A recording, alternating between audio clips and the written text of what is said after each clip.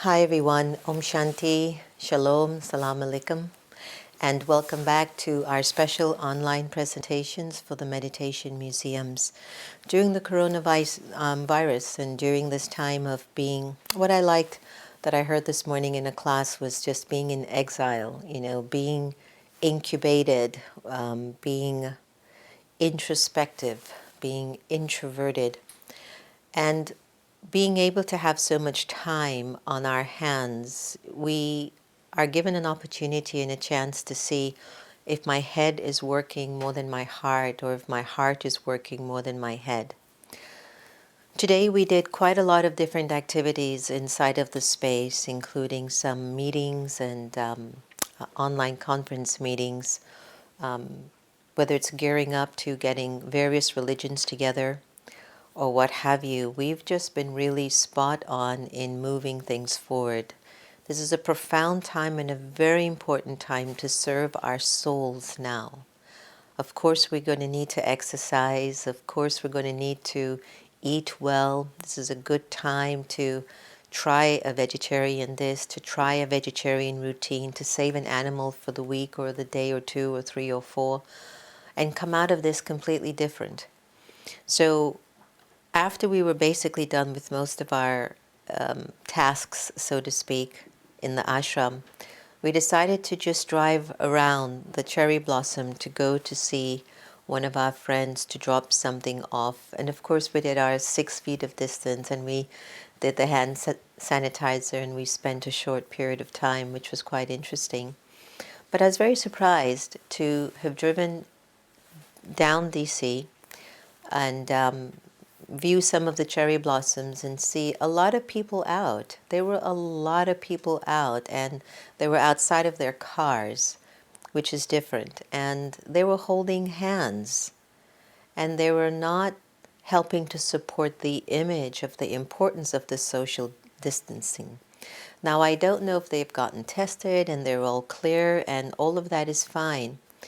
But in a time in which, when your country starts to close its doors down and the economy is being affected, I really want to stress to all of you out there that this is really, really important.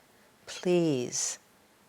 It's okay if you're going to go outside, and I know you need some fresh air, and maybe you're thinking that, well, because we're a family and we're living in the same house together, that as we're out we can still hold hands and still be together.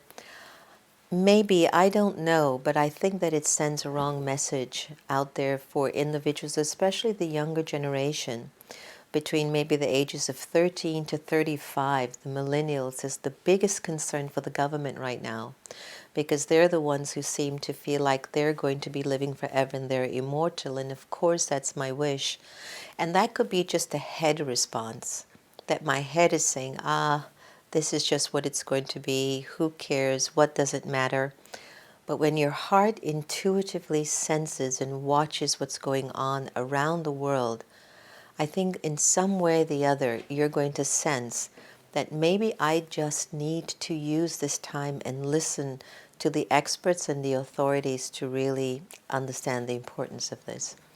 When we have a perfect balance of head and heart, which is what our discussion will be for the next few minutes or the next hour, there's a sense of natural intuition, there's a sense of natural wisdom, there's a sense of natural understanding. And so what today's conversation will be on is, how does my head and heart, balance itself out? And what are some of the things that are getting in the way of my heart catching up? Or let me rephrase that. How can I make my head catch up to my heart? Because the heart is a very pure part of you. The heart has your truth in it. The heart is where your purity lives. The heart is where your compassion lives. The heart is what God taps into when you can feel it. And the head, well, that's just common sense. That's just logic. And so if we can somehow find a way to balance out these two, I think we'll be able to take this particular period that we're all going through, all of us. Today, India has closed so many of its provinces, And what I've loved by observing what they're doing is, today they did a global chant of Om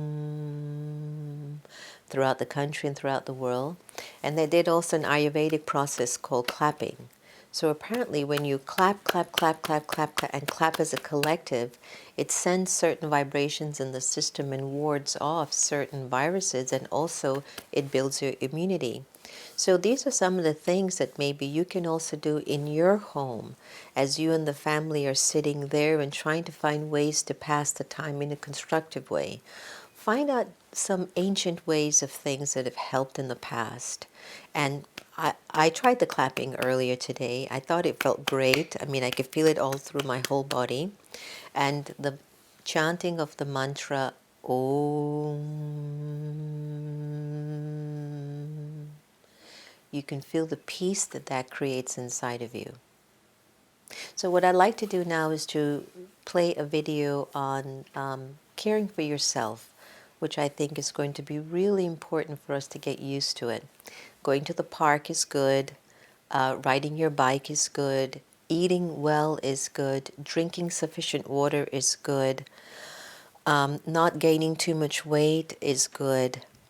In addition to that, your thoughts. How do you take care of your thoughts? How do you do the healing and the therapy needed for your thoughts to not serve the past or serve the trauma, but for your thoughts to really serve the current need of the time, and to understand that the thoughts that you create now will also move into your future. Enjoy this video by Sister Jenna.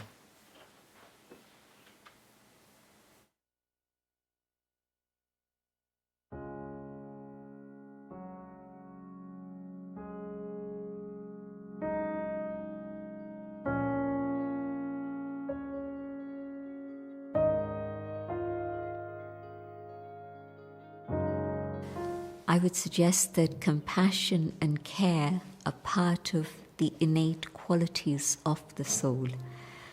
But because we've lost touch with ourselves, we've lost touch with that care and compassion. And so in a very natural way, the more I become aware of the inner being and I operate from that awareness rather than limited consciousness of just position or color and creed, etc., that connection with the self means that compassion and care become a very natural part of life. And we're then beginning to create the sort of society we would like to create. We're the creators. We've created this world as we see it, but it's up to us to change ourselves and create a different type of world. Caring for the self for me begins on a spiritual level, which means that first thing in the morning, I give myself the time for silence, and secondly, I give myself time for spiritual study, and that's really the start of the day, the recharging of the inner battery. Then through the day, I have the capacity to be able to share and care and give to others. I don't think there can be an overindulgence in this if I'm making sure that I start the day right.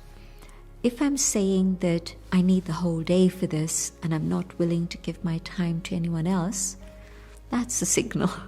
So yes, I need the time for recharging, but once the recharging has happened, the purpose of the recharging is to be able to use the battery.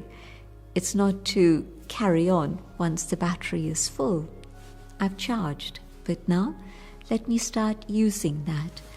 And the other thing that's a very powerful signal is when, instead of that care for the self being translated into caring for others, it just keeps coming back to more, I want. Another signal is where I'm a little bit confused between spiritual care for the self and the physical indulgence. I need this, and I don't really. The needs of the human being are actually not very big. They're quite simple, but then overindulgence does take over, but that comes when there's selfishness, when there's lack of awareness of who I truly am.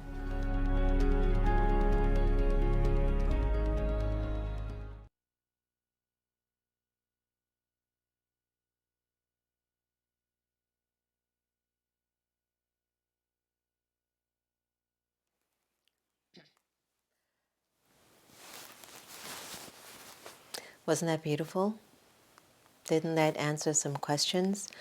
The importance of really naturally caring for yourself, something that we all are being invited to do in this particular age and time that we're in. I love that video. And if you want more information on really getting to hear most of those videos by Sister Jenna, please go to Conscious Good. It's I think it's just consciousgood.com. There's a whole series of those conversations and those meditations online there, which is a beautiful online network for conscious films, conscious documentaries, conscious music. And you can also get one of my productions that I did, Soul Talk on the Hill, where I actually went onto those walls of Capitol Hill to interview politicians about what's actually in their hearts and to try to get them from here to here. A lot of times we respond here because that's where the logic is, but that's also where the ego and the anger and the attachment lives. But when you can drop that here, the heart will somehow give you an energy or a vibration of trust and truth that can touch what your intellect or what your mind is feeling to be able to give you some resolves.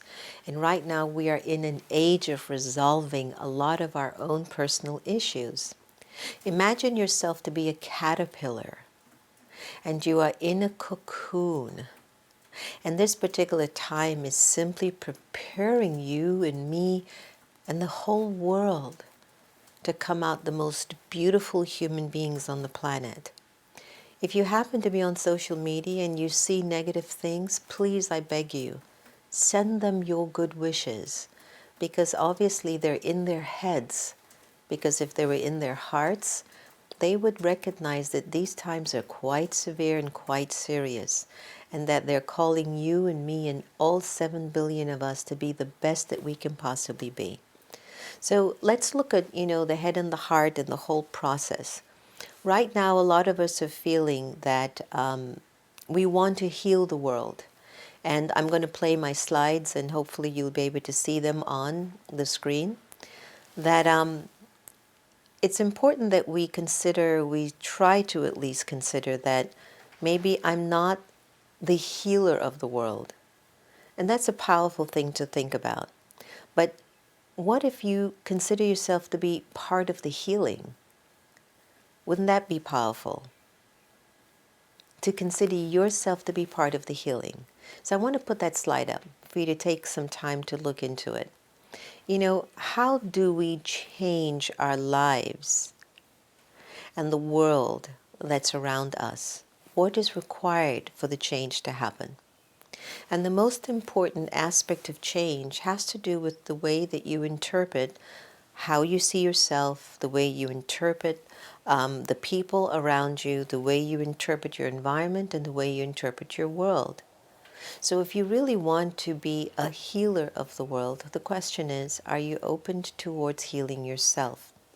Now, when we start to really begin to shift the notion of the mind or the head, it is imperative that we start to learn how to shift the interpretation first. This is vital. This is foremost. So I'm going to ask you a question, and as we go back to full screen, take a few minutes as you sit here with me. What interpretation that you feel within your personality you are ready to change? Write it down. Just write it down. I mean, how do we change the lives and the world around us? How do we change our own lives and the world around us? It's by changing our interpretation. So what's happening in your life right now that you'd like to change? What do you want to change? will have a lot to do with the way you're seeing the situation.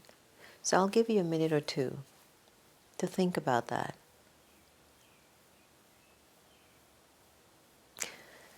Is your teenager really driving you up a wall because they want to go outside and play with the friends? And the interpretation that's troubling your mind is that you're afraid he or she might get sick?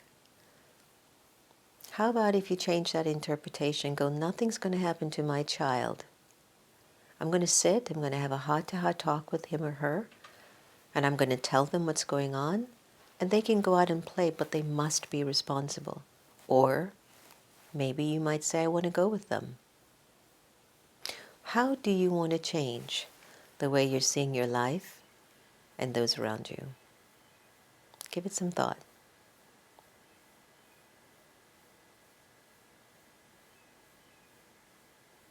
Write it down. Read it over.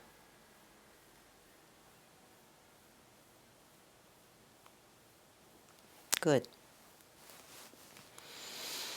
So let's look at what is the head and how ego-related it is. Because the head tends to be caught up in I, me, and mine. The ego is all about me. The ego is all about I. The ego is all about mine. So when you're thinking, it is imperative for us to keep checking. Are my thoughts rooted in the intention of I, me, or mine? That's when your head is working. It's when you interpret things from a very ego point of view. I, me, it's mine. And so when the head, when you start to hear thoughts like that swirling in the way you are living your life and making your choices, it's very, very clear to say that I know this is only my head. I've been in a situation where I've tried to prove that I was right in the position that I held. And the more I tried to prove it, the less my heart was present. That's your head. And even if you get short-term results, they don't give you long-term gains. It's still not satisfactory for the soul at a deep level. But let's take a look at what is the heart. It has a lot to do with the soul awareness. It has a lot to do with the soul coming from an interpretation that I, as a living energy, am kind-hearted. I care about the well-being of people. I'm loving. I'm God-anointed. I believe in sacredness. I believe in generosity. Soul awareness it's peaceful. Soul awareness doesn't always want to win a fight. Soul awareness doesn't want to walk around in life not trusting people. Soul awareness wishes to be free. So when we're in that state of the heart, then those qualities which are not attached to I, me, or mine, they're more rooted in the benevolence of eternity, the benevolence of karmic responsibility, the benevolence of the fact that I'm a soul. God is the supreme being and He's got my back, and the energy of God is filled with love and purity and peace. So imagine if you have the logic of something going on and you bring your heart into the equation and you're answering from that place of soul awareness. What do you think the response will be? It'll be very successful. So I feel like the time that we're in, and I just finished a beautiful conference call with some friends from the America Meditating Radio. And I stayed with Dr. Foo John Zane, who's a therapist, a psychotherapist, and an author. She has a wonderful book, by the way, called Life Reset by Dr. Foo John Zane. And I had the fortune of staying with her in her beautiful home. And just today on the call, she said something that touched my heart so deeply. And she said, after you left for the first time, I'm really feeling like I just want to have a deep connection to God now. I mean, an accomplished woman, beautiful, she has everything in life, and now I just want God. And so I want to introduce this energy to you because I think that it's calling us, the fact that the whole world has stood still, the fact that the whole world has paused. We're being asked to turn our attention somewhere else. And our hearts know the answer, but the head has been getting in the way. So let's take a look at using the whole idea, the metaphor of an ocean, okay? And think about love, where there's such compassion and acceptance and humility. Now, I want you to think about love in the context of a puddle, a pond, a canal. Love is love. Is it in the form of a puddle? Do you love like a puddle? Do you love like a pond? Do you love like a canal? Is your love like a river? Is your love like the ocean? And if you had the choice to choose what level of love you would like to flow from, what would you choose? It'll be the ocean. So imagine if I'm opened to seeing and accepting that I have the capacity to love like an ocean. You better believe you'll start to come from a place like that. So imagine peace, where peace is more understanding.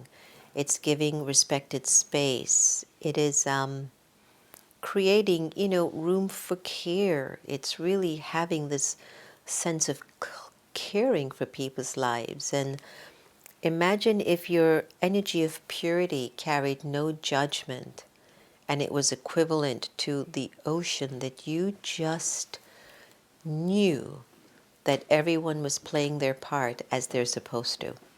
Now, joy, I have enough. I have enough. I am enough. You are enough. And I'm okay with that. This is joy.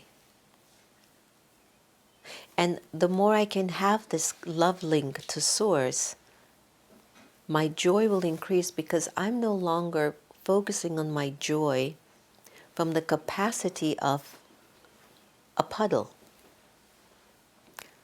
a pond, a canal, or even a river. Even though a river is great, it goes around debris. But what if your joy could be like an ocean? What would that be like? Wouldn't that be fascinating? To have joy in your life that is like an ocean? That's what changing your interpretation will do for you. And last but not least, these 5 core qualities of the human spirit, if connected to God, will increase from being a pond or a canal or a river. And the intention of meditation and spirituality is to bring these qualities to the form or to the capacity of expressing itself like love. So let's look at wisdom and truth.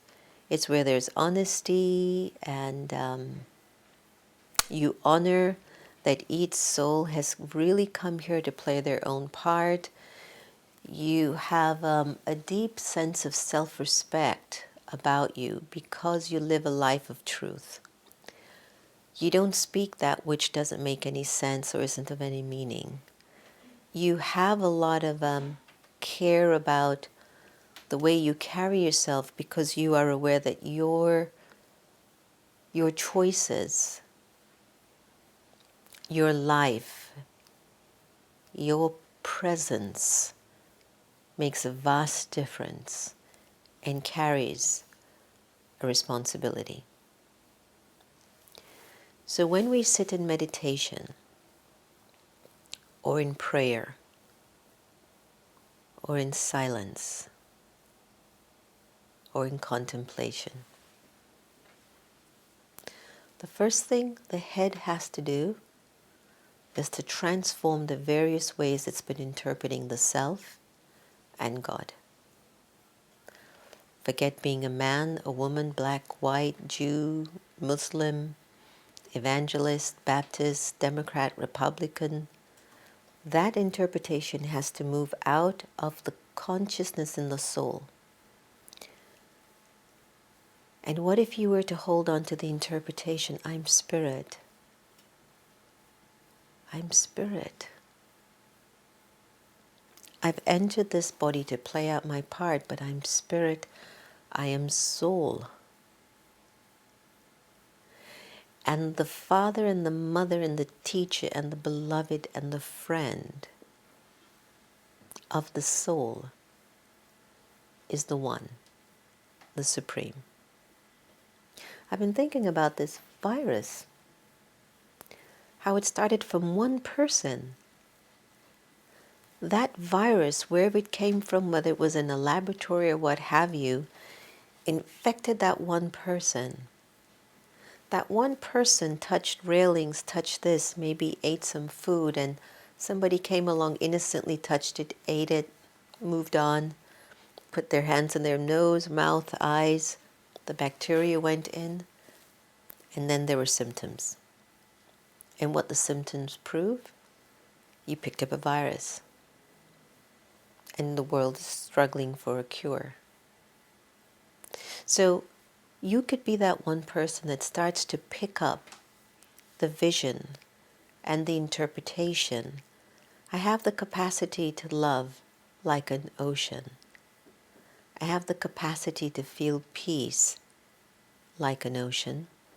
I have the capacity to be happy, joyful, as vast as the ocean. And you start to create that interpretation with your head. Over and over again, you tell yourself, I have the capacity to love like an ocean. And then gradually, as you keep maintaining that remembrance and that thought, your heart starts to confirm, finally, you are believing and accepting what I've often known you to be. That's one of the benefits of meditation and Raj Yoga. So as we move along, you've got to check yourself, though, to see if there are 4 C's I've spoken about in the past. And do these 4 C's obstruct your ability to get into your heart and find your balance? So you ready to see those 4 C's? 1, do you criticize a lot? 2, are you comparing? That's great, Santosh. 2, do you compare yourself with other people? 3, are you competing? A lot of people tend to compete with folks who are ahead of the game. Once they see the person doing it, then they go, oh, did you see what so-and-so did? And then they want to get on board. And they will never give you credit. They will never say, I was inspired by such and such a person. That's because they're competing with you. Someone who doesn't compete will always take the credit or share the credit with where they got it from.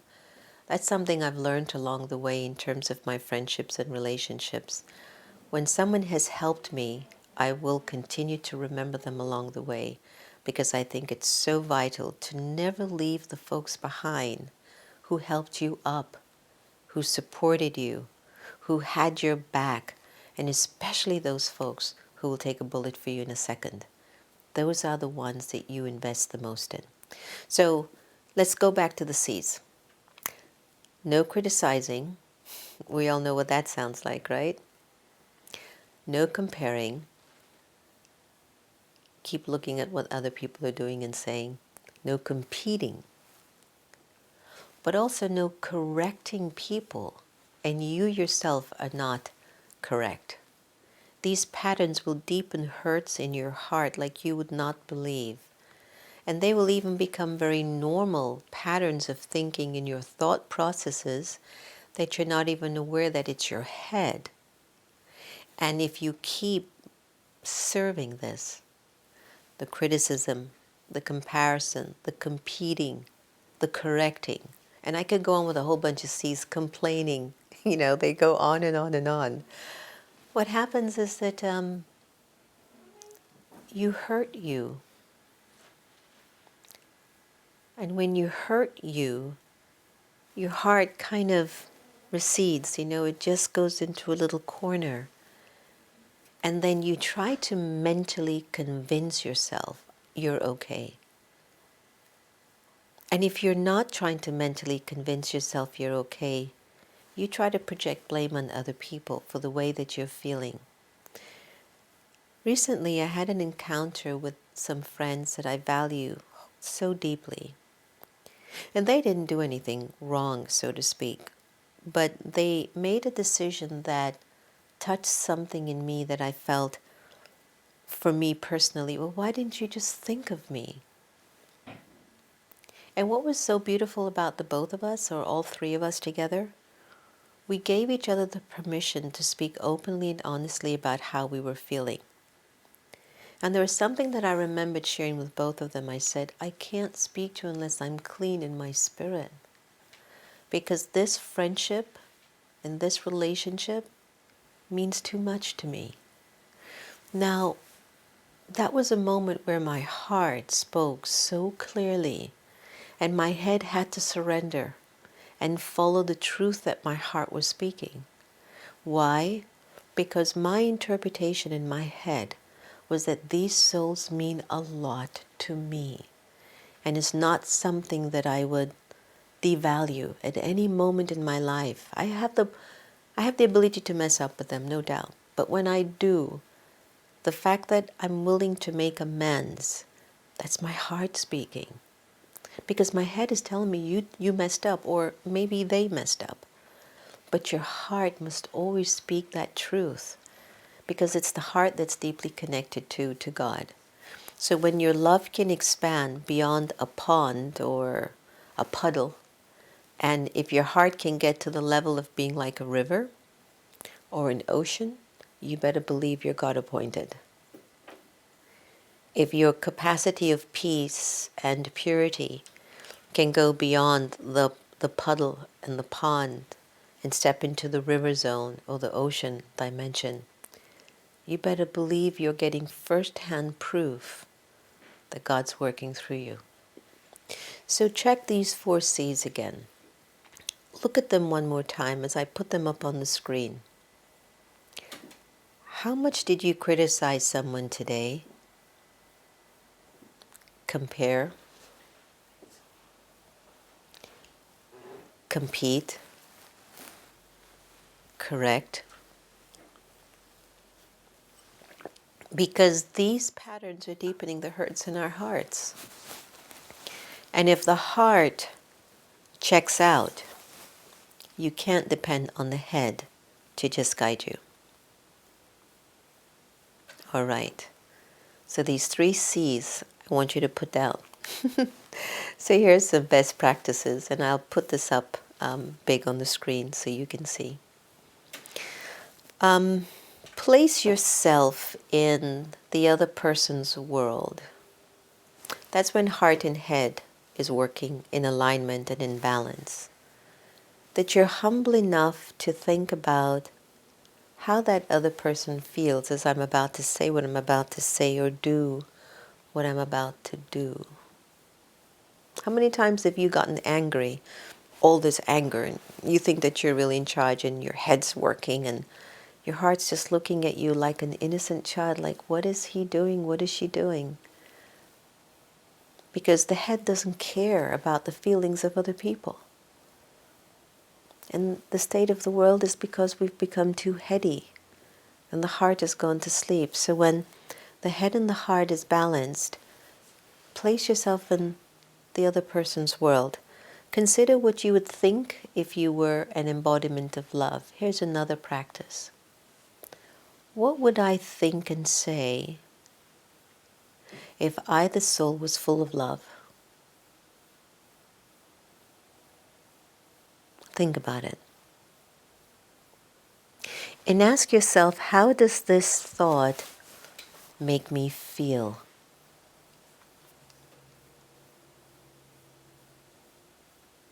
How does the thought a thought, this thought that you're having in terms of a relationship or an event. How is the coronavirus making you feel? Write it down. Be clear.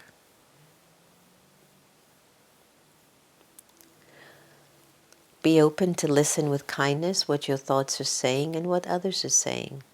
I'm still working on dealing with what others say about me. If it comes with a feeling of bad intention, I immediately go, nope. The other day, I sent out a message and it wasn't anything at all negative or intentional. It was more of a cautionary message that I sent to a few people that I trusted and felt were mature enough to accept the message. And then all of a sudden I got like 2 or 3 emails that were sort of like a reprimand or don't send messages like that. But this is what I'm interpreting from the email. But when I saw the first kind of heading or line, I just deleted the emails. I didn't even read them. And a friend of mine called and says, you know, Jen, I'm so sorry that this happened, and says, I don't even know what they said. I deleted it. I don't want anything dirty in my consciousness, not now, not at this period of my life, not with what's going on with the coronavirus. I think all of us need to be very empathetic, very compassionate, very loving, and get over small, petty issues. So I deleted it, and I'm not interested with what anyone said. And I did that because of my kindness, that I want to have still a good relationship with those people, and I want to stay kind-hearted with myself. So listen with kindness what your thoughts say and what others say. And the last one is, don't be so attached to what happened to you, but transform your attachment to what freedom and love will feel like for you. How is that as a practice? You like that one, Santosh? Did you like that one? Don't be so attached to what happened or what you've been through, but be attached to what freedom and love will feel like for you. Good. So, I want to leave those with you for today because I think they were full and rich. And if we keep coming from our head with what's going on in the world right now, it's going to get overwhelming. So my invitation for you today is to be able to come from the heart and the head. And let me just see here. My friend called in. Let's see. Let's see if we can come from the head and the heart, which is a combination of both, and try to see how best we can actually deal with this situation as a collective. And I really believe this kindness is the most important thing. And I'm going to call my friend Dr. Foo John Zane and just have her share with us a little bit about her thoughts. Hi, are you on the call with me? Oh, wonderful. Thanks you for your wonderful sharing today. Very much. I think it's a joy to be with you and to share with you. Yes. So, daily now we're doing a 1 hour session from 6:30 to 7:30. Yeah. And yesterday we had Louis. He just called me out of the blue, and I don't know if he's on today, but we had a wonderful talk with Louis Gossett Jr. Yeah, I saw that. Oh, yeah, and that was all about gratitude. And today we're talking about the head and the heart. And one of the things that has gotten our world into the complexity that it's in today is that there are too many heady people in the world and not enough hearts. And as a psychotherapist and an author for a really wonderful book called Life Reset, Dr. Foo John Zane, and we're going to put your picture up on screen now. I'd love for you to share with our audience and our listeners what your thoughts are. How best would you recommend us to balance our head and hearts so we're not always battling inside? Well, my experience has been that when our head becomes clear and quiet, and when I say clear, I don't mean that it's necessarily quiet, but it means that our thoughts are clear, meaning that our intentionality, our value system, and our thought process are in alignment. Sometimes we have negative thoughts.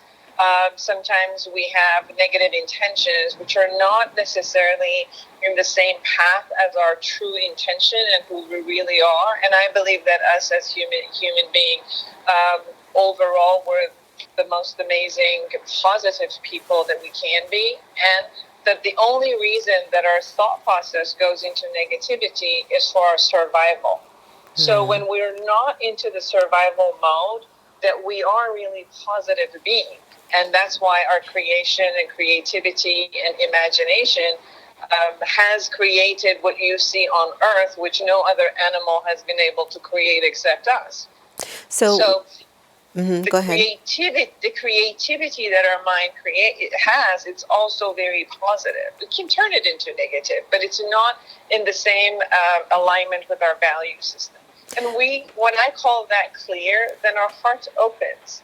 And our heart opens into a sense of being connected to the rest of the human being, other beings, and the natural earth that we are.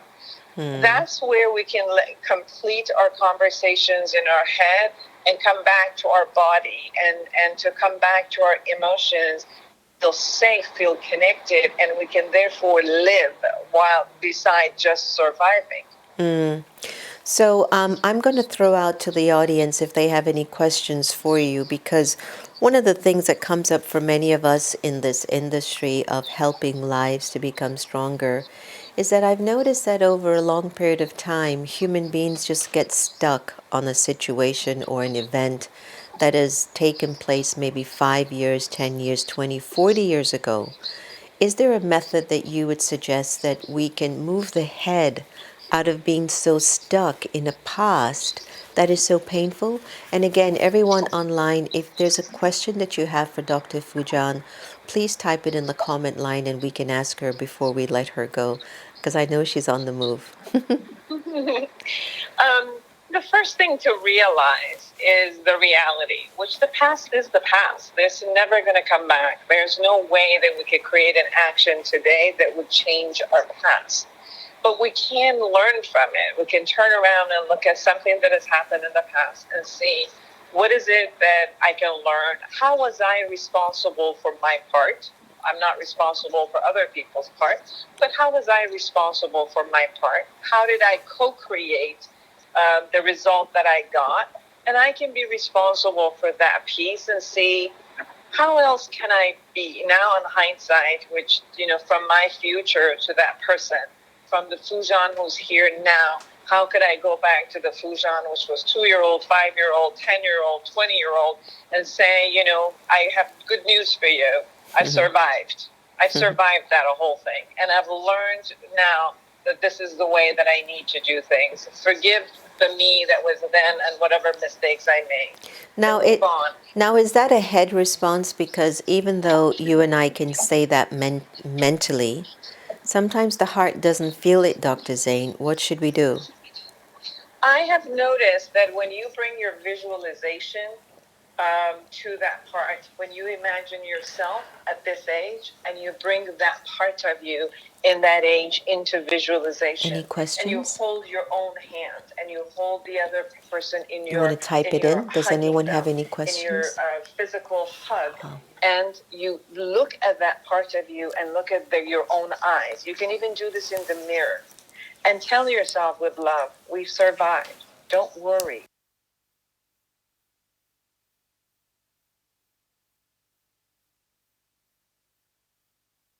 When we go into our fear, but we keep reminding ourselves, guess what? I survived this. I'm here. And look at everything, my strengths and everything I've created in a positive way, and remind myself in that way. And we're human beings. We make mistakes and we learn from our mistakes. There isn't a human being that got born and did everything right. I did everything right. Good for you. No, I'm just kidding. No, because I was just thinking, I wanted Santosh to ask questions and to see if anyone had a comment, because I know how rich you are with your response. But there is a part of us that just gets stuck. Like, I don't know how to let go this hurt. do we just accept that we just need more time? Well, I don't know if time necessarily does anything. Like you imagine, an empty bottle in time just gets dust. But you put amazing grape in it with the right temperature, it creates amazing wine.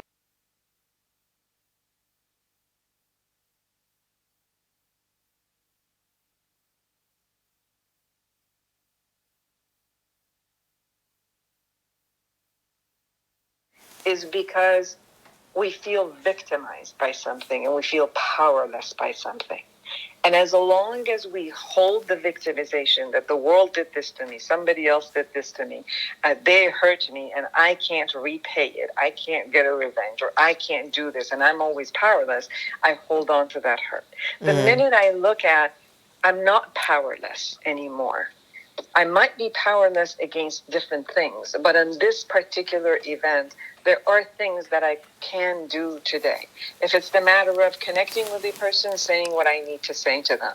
If it needs to, that I need to forgive myself and look at the lessons that I've learned. Whatever it is that I need to get complete with this person and myself, I need to see what it is and what can I do today. But I think the fantasy becomes, Sister Jenna, is that I think that there is a way that I can go and change the past. If I get off that fantasy, then it's much easier to move forward. Most people get stuck that I wish I could have gone and did this. I wish I would have said this. Well, and that's the head, isn't it? Because the heart wouldn't tell me to go back there and fix it. Yes. Yeah. Yeah. We have a question for you. Yes. What is the effort I need to do to let go? What is the effort? The question is, what's the effort I need to do to let go? I think she's answered that, but we can, any other thoughts that you might have? What's her effort to let go? Well, one of the things I could suggest for you is to start writing your story and write it all and then write it again. And then this time write it from a view of the other person who was in your life and hurt you, and write the story from their view. And then write in a response from your side to them. Then write it from that child to them. And then write it from this age you are to them. And keep writing until you see that every time you write from a different angle, write it if God was talking to you and telling you and giving you all the wisdom you ever needed. Write it from where, your mother or wise grandmother or grandfather was telling you with their wisdom. Write it from all of these angles, and you'll see that the amount of energy that you're giving this thing is going to start evaporating. Wow, that is perfect. I love that. I hope the viewer got their answer for that. We have another question for you. They're rolling in. How can one help someone who lives and is stuck in the past? I'm sure you've heard this one a lot in your counseling sessions. How can one help someone who is stuck in their past? Listening from your heart to them. Really first acknowledging what they thought they went through. Acknowledging their experience of what they went through, and then opening them to see how could they see it so now they're powerful. How could they be a powerful position in this story? And then value their power.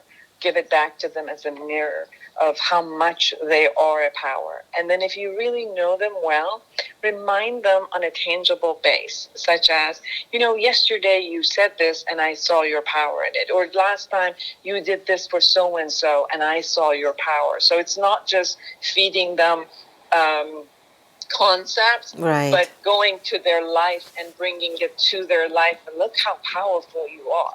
Yeah. And that usually brings a person out of their past. That's really beautiful. I think sometimes the challenge comes when you live with them and it's every day that you have to do that work on yourself, which for me brings you into a very consistent interpretation of your goodness.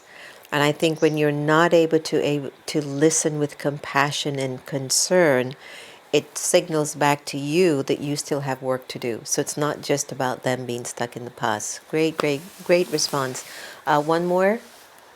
Julio says one gets stuck because one is thinking superficially in what has been taught. Somebody in the audience says one who gets stuck is they were thinking superficially and they were thinking from what they were taught. Question mark. Question mark.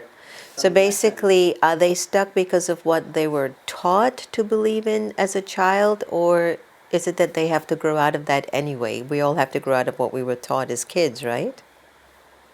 I mean, as a child, and anybody who has children, you really see that children have a vivid imagination, and the imagination puts, they kind of try to put things in their own version of logic. And rationalization hasn't really been built until they're about age 10. So the way they rationalize is through emotions and what they see. And therefore, they put stories together which are not reality based. Yeah. And then we grow up with them. So absolutely, as we grow up, though, I think we're responsible to do some reality check with our stories about our world, ourself, and everything that goes on. And if we really see that in reality that's just not accurate, then we need to give it up. We can't just hold on to something which is not real. Beautiful. I loved Santa Claus, and it was really real. Until you found out it was your dad. Yeah, at one point I had to give up the concept of Santa Claus. I still take the gift giving, but I really had to give up that piece. Oh, I get that. That's wonderful. Can you handle one more question as we come to a close to our evening session? Samantha says, how can someone move past current circumstances that are not good for their peace? The question by Samantha online says, how can someone move past something that's not good for their peace? Is that the question? Move past current circumstances that are not good for their peace. How can they move past current circumstances that's not good for their peace, which means they're in a circumstance, it's not serving them peacefully, they want to move past it, but they're not able to. What would be your answer? But my suggestion is to look at what part you can play and what you have control over. Because getting worried about things you have no control over is going to be useless. And as you kept saying the word this morning, it's a waste. It's a waste of the real estate in your head and in your heart. So looking at, for example, what's going on right now with the pandemic, there's only certain things we can do, which is washing my hand, being separate with everybody else, keeping myself right, being responsible not to go places and then give it to other people. There are maybe 5 or 6 things that I can actually do to protect myself. The rest of it, it's not up to me. And the rest of it, I have to have the belief, the faith that, for example, if I'm 58 years old and a lot of things beyond my control, I've survived it through these years of my life, that just, I'll do the best.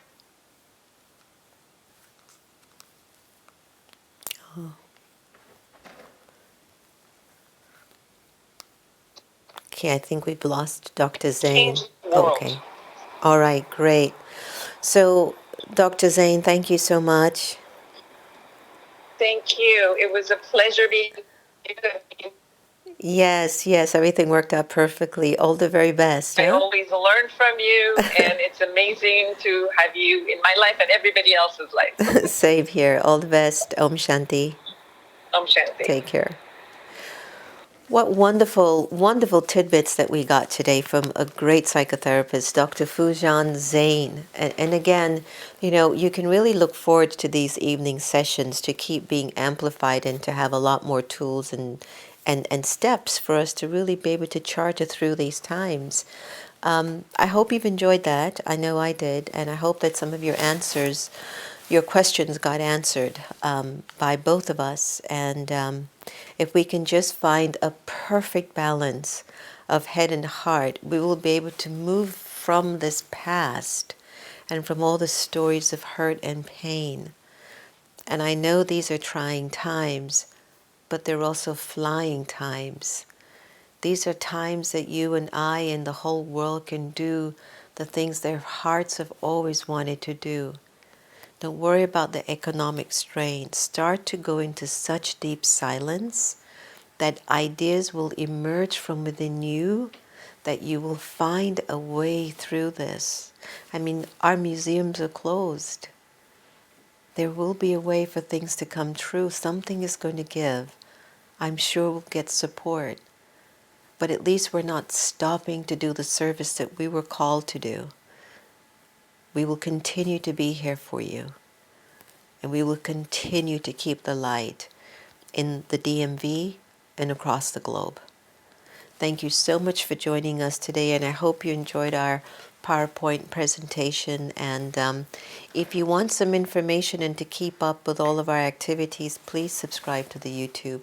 Then we won't have to email you the link every day. But we're also learning this process, and as you know, we're all volunteering and donating our time to be of service without getting anything in return other than your blessings and your pure wishes, your good feelings, which means the world to us. This means the world to us, to earn your love and your trust and your peace. And what we want more than anything else is for you not to worry and for you not to be afraid. Just keep your thoughts and your mind upwards, connected to the source. And if it goes into anything negative, turn it around. Good wish, pure feelings. Change the interpretation. You have a variety of choices in seeing the situations that you're in from a different perspective. Hope you've enjoyed our session today. We're going to close off with a beautiful meditation. Santosh, do we have the meditation on silence today? You should see his face. He's doing so well. Was there another question that was in the comment field that maybe I can answer before we close off? Durga says, how to make a child, a loved one, understand how to let go of a hurt that they are holding on to. A friend's question. Okay. So, the first and foremost is to be able to allow the child to share what that hurt was, which I'm sure must have been painful for them to still be holding on to it.